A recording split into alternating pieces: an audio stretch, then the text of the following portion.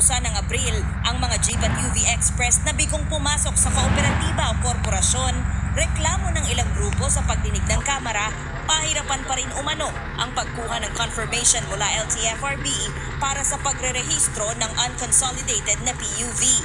Marami na rin anilang nasita sa daan. Ay kahapon ay kasama po ako ng isang membro namin. Sinita siya ng LTO, ng LTO-NCR at hinahanapan siya ng extension ng PA at hinahanapan din siya ng rehistro ng kanyang public ng kanyang jeepney. Hindi ka po bibigyan ng insurance ngayon kasi hindi ka consolidated. At kapag ka nag-register ka naman, nag-login sa kukuha ng confirmation sa PTAPS, decline kasi hindi po siya nakakonsolidate.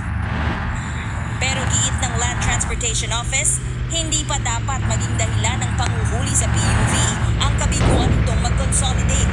Tiniyak din ng LTFRB na alinsunod sa extended deadline na ibinigay ng Pangulo, hindi muna requirement sa pagkuha ng confirmation mula sa ahensya ang affidavit of undertaking o application para sa consolidation ng Jeep o UV Express. I will look into this personally, Mr. Chair, because as far as briefing and enforcers are concerned, malinaw po yung extension. Kung kasama po kami dun sa may pagkukulang, gusto po naming tawagin yung atensyon ng empleyado namin kung bakit hindi nabigyan ng confirmation.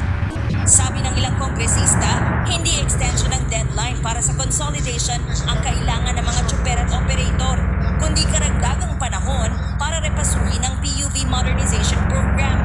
Panawagan nila, huwag nang gawing sapilitan ang pagsali sa kooperatiba o korporasyon. Let them realize na mahirap pala talaga mag-loan pag individual. I need to join the cooperative. But, kung meron individual driver na capable naman na mag-loan, why don't we give them a chance? Nagamit po ninyo yung power and authority ninyo to oblige them to join. Pagka po ba hindi nag-cooperate sa inyo, bibigyan ninyo ng CPC? Di po ba hindi? And then, hindi sila makakapag-renew? Dumepensa naman ng DOTR at LTFRB. Malaya po silang pumili kung sino po ang makakasama nila to voluntarily join together. Mungkahi ng chairman ng komite, imbes na pagmamayari ng mga jeep, operasyonal lang nito ang i-consolidate. Ipagpapatuloy ng komite sa susunod na linggo ang pagdinig. Vivian Gulia, ABS-CBN News.